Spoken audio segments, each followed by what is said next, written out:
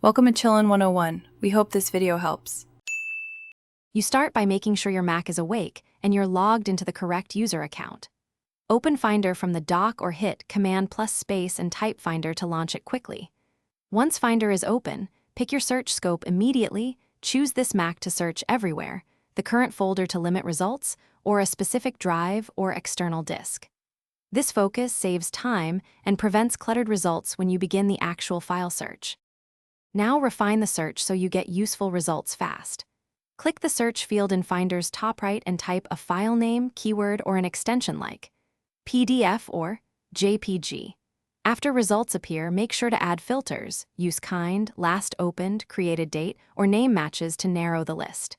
Click the plus button to stack multiple conditions and then sort by date, kind, or size so the most relevant files are at the top. This reduces manual scanning significantly.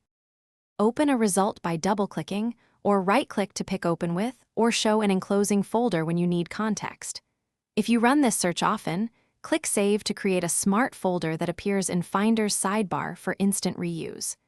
If a file doesn't show up, make sure Spotlight indexing hasn't excluded the volume in System Settings, the external drive is mounted, and you spelled the query correctly.